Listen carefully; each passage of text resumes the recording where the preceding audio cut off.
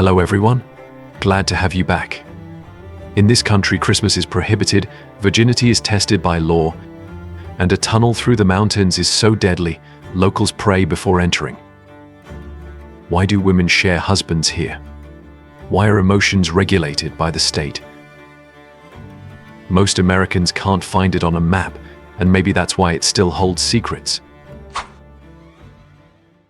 Tajikistan, a landlocked republic in Central Asia that most Americans couldn't find on a map. The majority of people here follow Islam. The government of Tajikistan has issued a prohibition on placing Christmas trees in schools, giving Christmas gifts, lights, and holding gatherings or fundraising activities related to Christmas. This country is 93% mountains. Roads wind like ribbons through narrow gorges, while clouds skim the peaks of the Pompeii and Alay ranges, some soaring over 24,000 feet high. In winter, avalanches cut off entire villages. Tajikistan has fewer than 10 million people living in a land the size of Wisconsin. Compare that to California, which is 2.5 times bigger and 4 times more populated. Tajikistan doesn't just feel remote, it is remote. So what do you find in this forgotten mountain nation? They speak Tajik, a modern form of Persian. The cities? Built by the Soviets, complete with brutalist apartment blocks and Lenin statues that somehow survived independence. Daily life? Deeply influenced by Islam, though practiced in a uniquely local way. And in the highlands, you'll still find nomadic families herding yaks, living in yurts, and reading the sky like a calendar. Would you drive into a tunnel so dangerous that locals pray before entering? The Anzob Tunnel, officially called the Istiklal Tunnel, slices through the mountains north of Dushanbe. It is called the Tunnel of Death. Poor ventilation, inadequate lighting. Rogan Dam will be the tallest in the world. Nearly 3 miles long, the tunnel links the capital with the northern city of Kujand. In the early years, the tunnel had no ventilation, no lighting, and barely any drainage. It felt like we were breathing engine fumes instead of air, says Akmal, a Dushanbe taxi driver who's crossed the tunnel more than 200 times. You don't see the road. You just follow the tail lights and pray they don't vanish. Improvements have been made since 2016, with help from Iranian engineers and the Tajik government, but problems persist.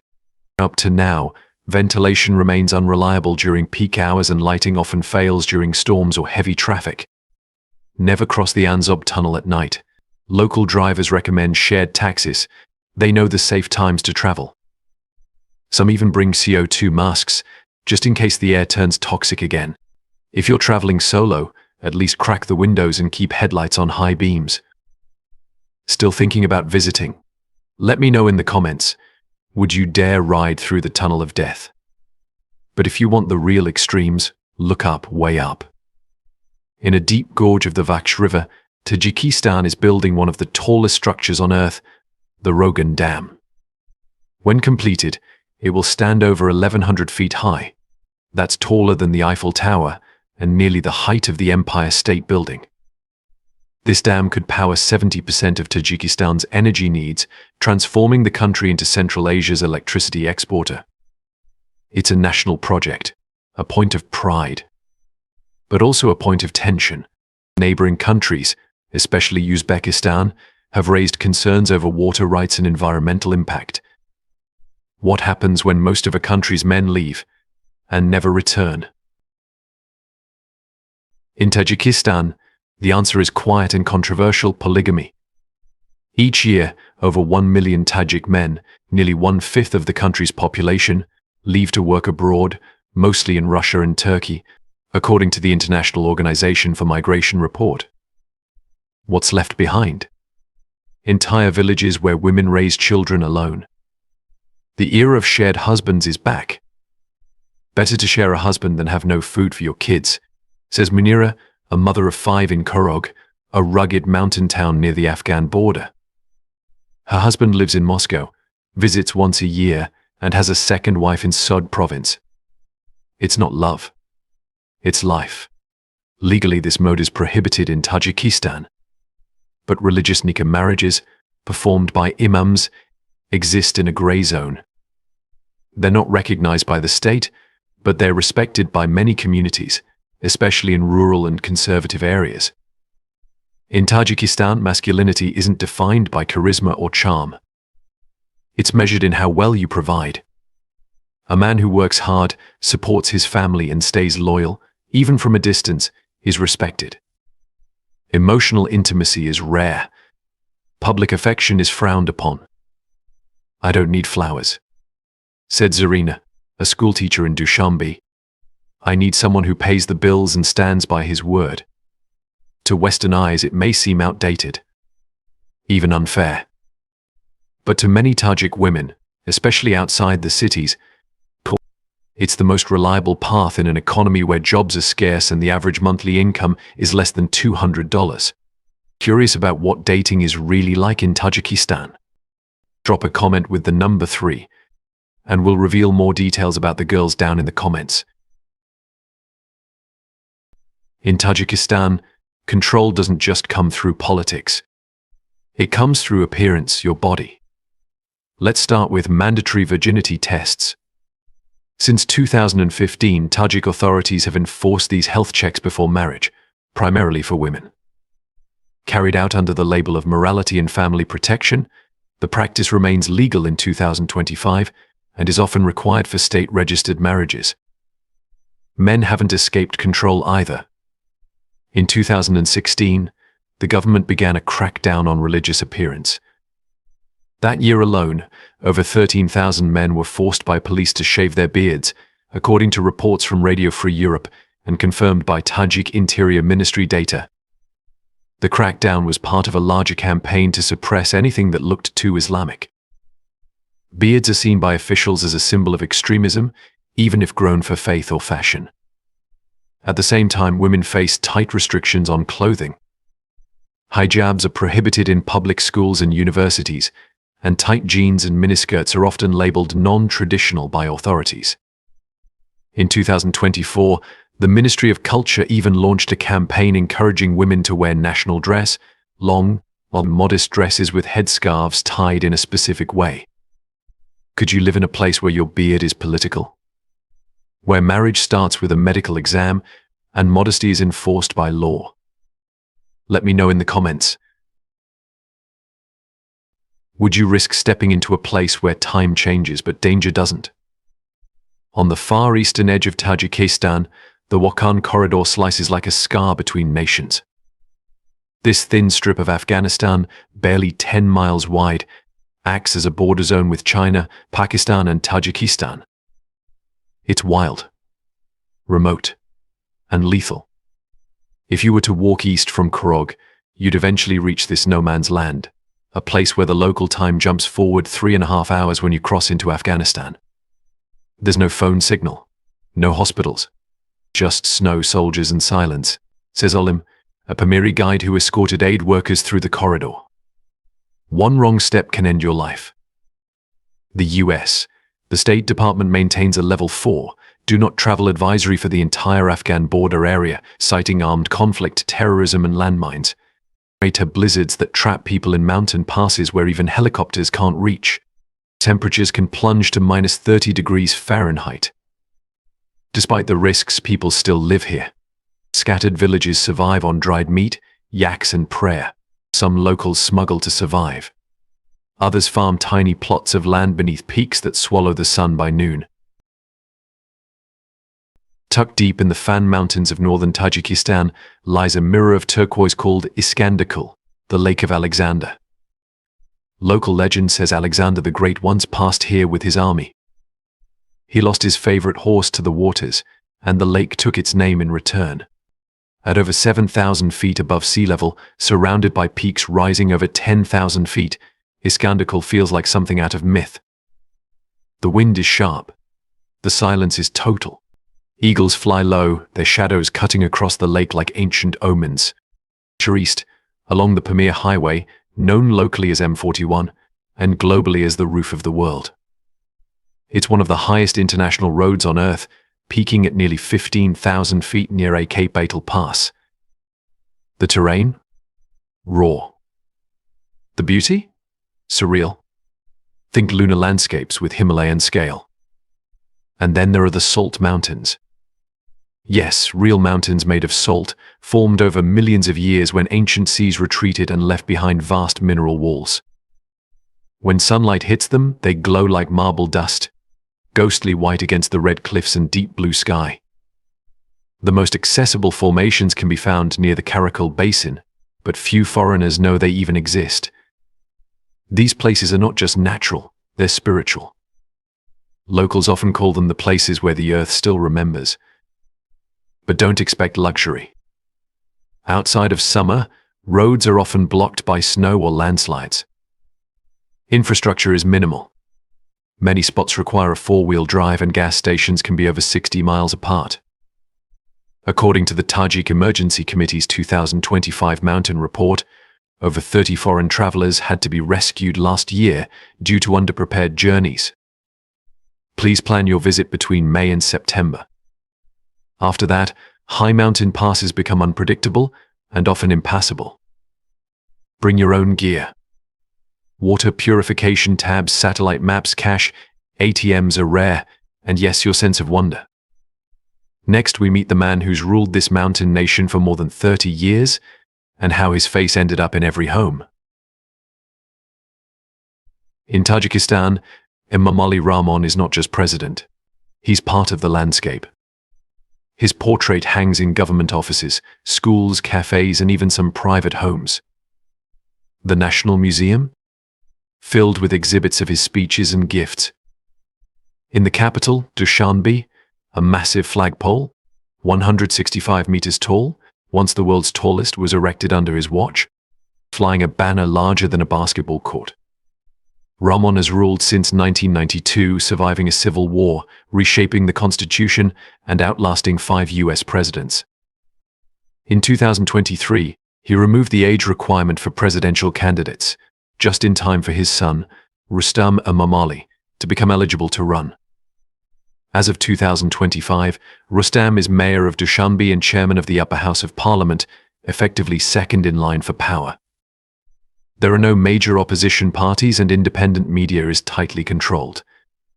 According to Reporters Without Borders, Tajikistan ranks 156th out of 180 countries in press freedom. Criticism of the president can lead to arrest, or worse. He brought stability after a brutal 5-year civil war in the 1990s that lost over 50,000 people. Many Tajiks, especially in rural areas, see him as a stabilizing force in a volatile region surrounded by conflict. In a country where the average monthly wage is $160, people are more focused on putting food on the table than arguing over politics. Rahmon has rebranded the nation too. He dropped his own Russian-style surname Romanov and encouraged citizens to Tajikize their names. Soviet-era surnames ending in OV and EV are now seen as outdated. He even declared Navruz, the Persian New Year, as a national identity day. What if even your pain had to follow the rules?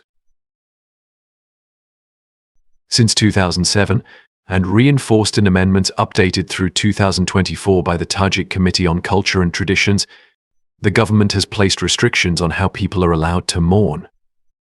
Crying loudly in public? Wearing all black at funerals? Frowned upon. Even fined. According to the Tajik Ministry of Justice, excessive emotional displays are considered against the spirit of national dignity. Violators can face fines of up to 250 somoni, about $25, a serious amount in a country where the average monthly income is only around $160.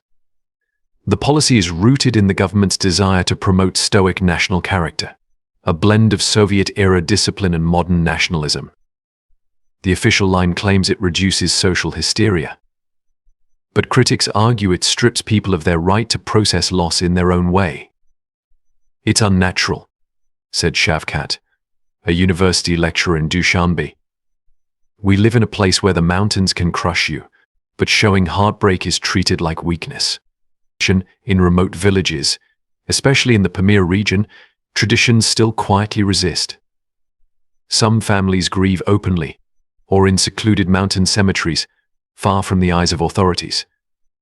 For travelers, this offers a powerful contrast. In a country full of emotion, weddings that last 3 days, music that stirs the blood, and landscapes that move you to tears, grief is the one thing you're not allowed to feel too loudly.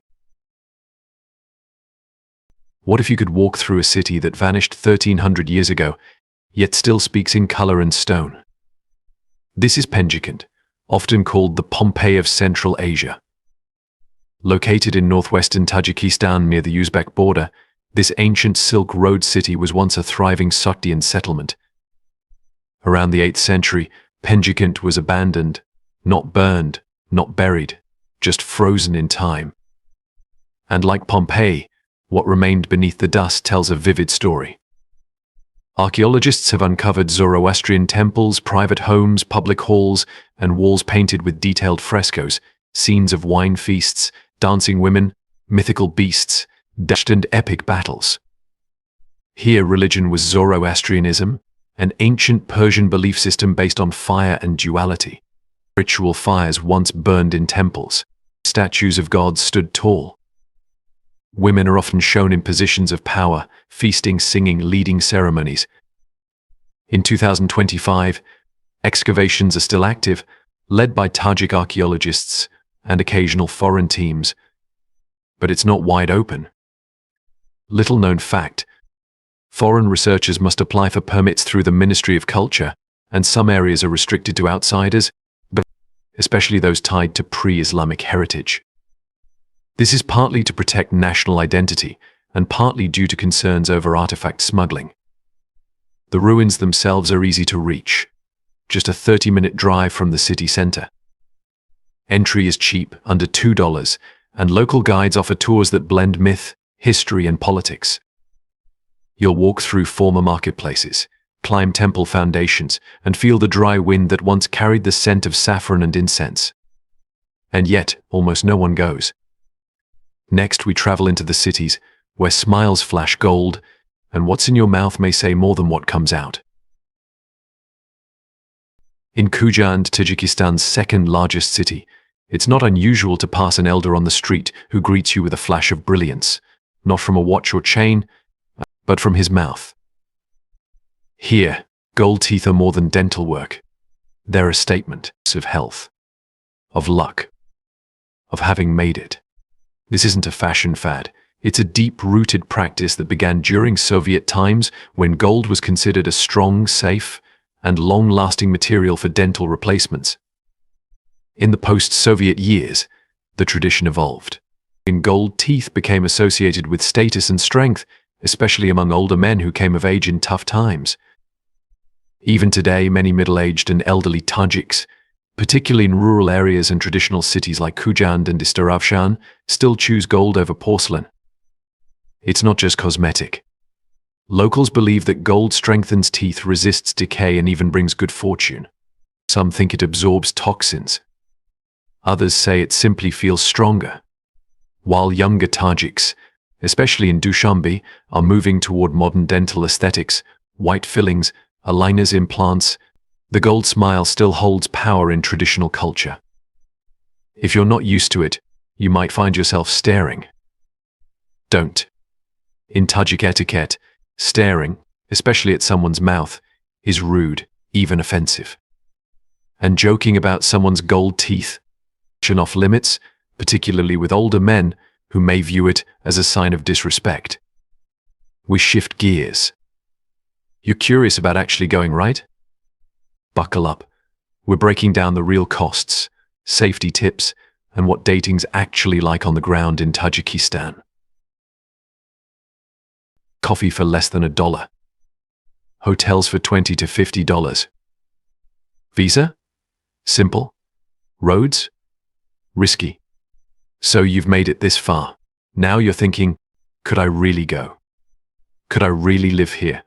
Even for a while? The answer is yes, if you're prepared. The easiest and most affordable way to fly into Tajikistan from the US is via Istanbul. Turkish Airlines offers consistent flights to Dushanbe, the capital. Expect a round-trip ticket from the US to cost around $900 to $1,200 in 2025, depending on the season and how early you book. US citizens can apply online for a 60-day e-visa. It takes about 2 days to process and costs $50. Buy a local SIM card upon arrival. Cell and Megaphone offer the best coverage. For just $5, you can get unlimited local calls and 5 GB of data for a month. Coverage is solid in cities, patchy in the mountains. In Dushanbe and major towns, use Yandexgo, Tajikistan's version of Uber. Outside cities, hire private drivers or hop in shared taxis, known as marshrukas. Prices are cheap, about 10 to 20 cents per mile. Roads in the mountains are often unpaved and dangerous. Just avoid night travel. Always check weather and road conditions. Dushanbe apartments, short-term, $250 to $400 a month on local rental sites or Airbnb. Budget hotels, $20 to $50 a night. Rural guest houses, especially in the Pamirs, $10 to $20 a night, often includes breakfast and dinner. Eat like a local and you'll spend $2 to $4 per meal. Try Lagman, hand-pulled noodles. Plov, rice with carrots, lamb, and spices. Manti, steamed dumplings. Daily budget? Around $30 to $50 a day if you stay smart. Coffee? 50 to 80 cents for a good espresso. No joke. Avoid the Afghan border. US State Department warns against travel near the Wakhan corridor. Get your GBAO permit if heading east. Register with OVIA, local police, if you stay over 30 days. Most hotels will assist you. Women travelers report generally safe conditions, but conservative dress is advised. Tajik women are often educated, elegant, and traditional. Public affection is rare, and relationships move slowly, especially in rural areas. Family plays a huge role. Courting is subtle and respectful. Don't treat it like a dating app. Treat it like real life. Could you live in a land where Christmas is prohibited, but the mountains are immortal? Where freedom is traded for identity, and silence can mean survival? What surprised you most about Tajikistan? Would you dare go? We always look forward to hearing more from you. And don't forget to hit subscribe, turn on notifications bell so we can see you again in our next video. Thanks so much for hanging out with us today. I hope you enjoyed it. Your support truly means the world. Wishing you the best of luck. Thanks for being with us on this great journey. Leave your thoughts in the comments and like to help us. Remember to subscribe for more. See you soon.